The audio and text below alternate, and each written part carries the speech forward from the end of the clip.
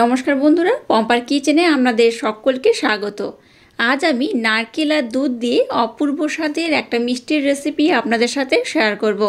মিষ্টি আমরা নানা রকমভাবে বানিয়ে থাকি, তবে কালী পুজো স্পেশাল দিনটা উপলক্ষে এই মিষ্টিটা আমার মতো একবার বানিয়ে দেখতে পারেন। অপূর্ব খেতে লাগে, একবার খেলে দেখবেন বারবার বানাবেন। তাহলে চলুন, সবসময় দোকান থেকে মিষ্টি না কিনে খুব সহজে খুব কম উপকরণে বাড়িতে আজকের এই মিষ্টির রেসিপিটা বানানো দেখে নেওয়া যাক। আজকের নারকেল দিয়ে যে রেসিপিটা বানাবো তার জন্য দেখুন এখানে একটা নারকেল আমি নিয়েছি। একটা সম্পূর্ণ নারকেল এখানে আমি কুড়িয়ে নিয়ে খুব ভালোভাবে ব্লেন্ড করে নিয়েছি। এবার দেখুন এরকম একটা আমি কাপ নিয়ে নিয়েছি। এই কাপটার মাপ করেই কিন্তু সমস্ত উপকরণ ব্যবহার করতে হবে। এখান থেকে দেখুন এই কাপটার মাপ করে আমি এখানে নারকেল কুড়ানো ব্যবহার করব। এইভাবে একটু চেপে চেপে দিয়ে দেব। নারকেলটা দেখুন ব্লেন্ড করার পর তবে কিন্তু আমি মেপে নিচ্ছি। নারকেলটা ব্লেন্ড করলেই দেখবেন অনেকটা কমে যায়, তো আমি ব্লেন্ড করার পর আপনাদের দেখাচ্ছি।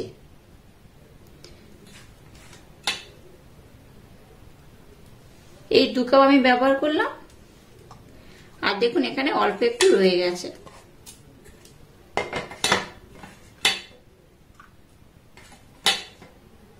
অল্প একটু দেখুন এই কাপের মাপ করে 4 ভাগের 1 ভাগ হলে যেমন হয় ঠিক ততটা রয়ে গেছে। এবার দেখুন যতটা নারকেল নিয়েছি তার অর্ধেক এখানে আমি চিনি অ্যাড করব। 2 চামচ দিয়ে দেব মিল্ক পাউডার। মিল্ক পাউডারের পরিমাণটা আমরা একটু কম বেশি করে দিতে পারেন।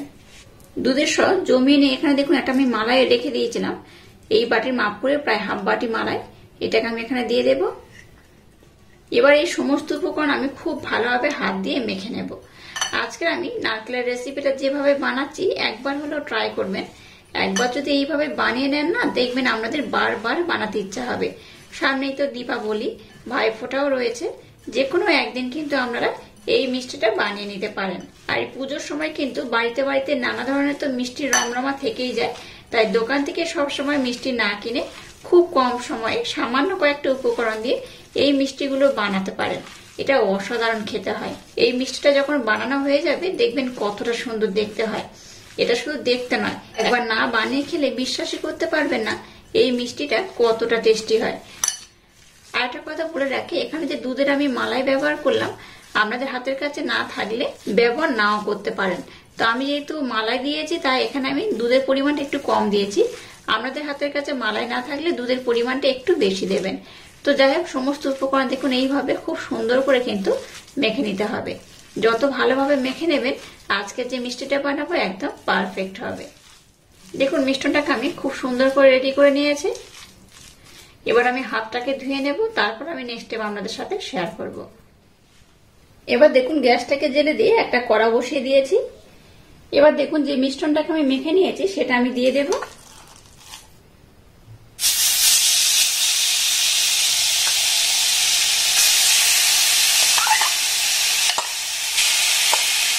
গ্যাসের ফ্লেমটাকে একদম লো রেখে এবার এই সমস্ত উপকরণ নাড়াচাড়া করতে হবে। আজকে নারকেলের যে রেসিপিটা বানাচ্ছি এটার জন্য কিন্তু গ্যাসের ফ্লেমটাকে হাই দেওয়া যাবে না। যতক্ষণ এই রান্নাটা করবেন ততক্ষণ কিন্তু গ্যাসের ফ্লেমটাকে একদম লো রাখতে হবে। আর এখানে দেখুন আমি যে চিনিটা ব্যবহার করেছি সেটা কিন্তু আস্তে আস্তে মেল্ট হয়ে যাবে। আর এইভাবে কিন্তু কন্টিনিউ নাড়াচাড়া করতে হবে, নতুবা এই মিশ্রণটা একদম লাল হয়ে যাবে। এখানে আমি আর একটা উপকরণ অ্যাড করবো, তবে একটু পরে। সেই পর্যায়ে গ্যাসের ফ্লেমটাকে লো রেখে খুব সুন্দর করে আমি নাড়াচাড়া করে নেব, আর এটাকে একটু ঘন করে নেব। গ্যাসের ফ্লেমটাকে লো রেখে মিষ্টিটাকে দেখুন নাড়াচাড়া করতে করতে অনেকটাই মাখো মাখো হয়ে গেছে। এবার দেখুন 2টো এলাচ নিয়েছি আর এইভাবে একটু থেঁতে নিয়েছি, এটাকে দিয়ে দেব। এলাচটা দিলে স্মেলটা খুব সুন্দর হবে, তার জন্য একটু এলাচ আমি ব্যবহার করেছি। গ্যাসের ফ্লেমটাকে লো রেখে মিষ্টনটাকে দেখুন খুব সুন্দর করে নাড়াচাড়া করে একদম ঘন করে নিয়েছি বা টাইট করে নিয়েছি, দেখে বুঝতেই পারছেন। এবার এটাকে আরো বেশি যদি ঘন করি তাহলে কিন্তু এটা অনেকটাই টাইট হয়ে যাবে যখন ঠান্ডা হবে, কারণ ঠান্ডা হলে এটা একটু টাইট হয়ে যাবে। আমি আপনাদের দেখিয়ে দিচ্ছি। দেখুন হাতের মধ্যে এইভাবে নিয়ে নেবে, নিয়ে যখন দেখবেন যে গোল হয়ে যাচ্ছে তখন জানবেন যে এটা খুব সুন্দরভাবে রেডি হয়ে গেছে। এটা ঠান্ডা হলে আরেকটু যেহেতু টাইট হবে, তাই এই পর্যায়ে কিন্তু গ্যাসটাকে বন্ধ করে দিতে হবে। এই দেখুন কত সুন্দর গোল হয়ে গেছে।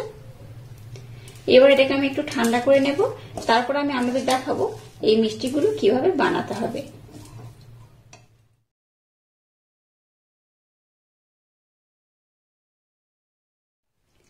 এবার দেখুন এরকম একটা মোল্ড আমি নিয়ে নিয়েছি, বা ছাপাও বলতে পারেন আপনারা, কিন্তু এরকম বা অন্য কোনো ছাপা নিলেও হবে। এবার হাতের মধ্যে একটু ঘি নিয়েছি, ঘি নিয়ে খুব ভালোভাবে চারিদিকে লাগিয়ে দেব, তাতে করে এই ছাপাটা যখন বানাবো তখন খুব ভালোভাবে কিন্তু এই ছাপা থেকে মিশ্রণটা উঠে আসবে। এইভাবে ভালোভাবে ছাপা দিয়ে দিলাম। এবার এখান থেকে অল্প অল্প মিশ্রণ নিয়ে নেব।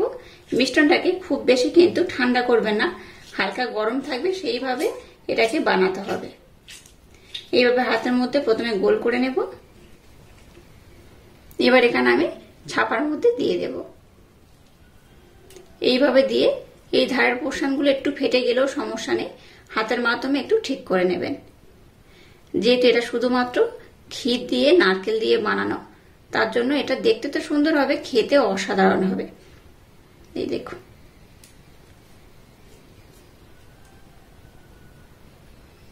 এইভাবে দিয়ে দিয়েছি। এবার এটাকে আমি উঠিয়ে নেব। দেখুন কত সুন্দর দেখতে হয়েছে। এইভাবে একবার হলো ট্রাই করবেন, বাচ্চা থেকে বড় সবাই ভীষণ পছন্দ করবে আর খুব মজা করে খাবে। আর এইভাবে কিন্তু সবগুলোকে আমি সুন্দর করে বানিয়ে নেব। দেখুন আমি আর একটা ছাপা নিয়েছি, রকম রকম ছাপা দিয়েও বানাতে পারেন, একরকম দিয়েও কিন্তু বানাতে পারেন।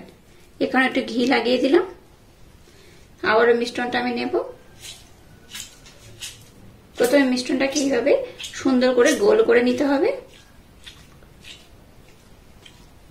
এবার এর মধ্যে দিয়ে একটু এইভাবে হালকা করে প্রেসার দিতে হবে, আর ধারের পোর্শনটাকে এইভাবে হাত দিয়ে একটু সেট করে নিতে হবে।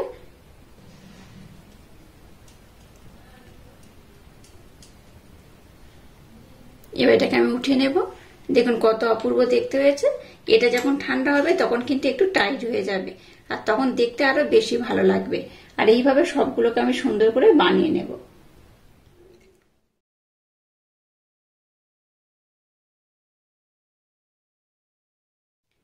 দেখুন নারকেল, চিনি আর দুধ দিয়ে যে সন্দেশটা আমি বানিয়েছি একদম রেডি হয়ে গেছে।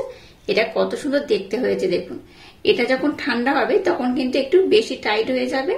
আর এই সন্দেশগুলোকে কিন্তু আপনারা ফ্রিজের মধ্যে রেখে মিনিমাম 1 সপ্তাহ খেতে পারবেন। এটা অসাধারণ খেতে হয়, দেখতে তো সুন্দর হয়েছে, খেতেও কিন্তু অপূর্ব অসাধারণ।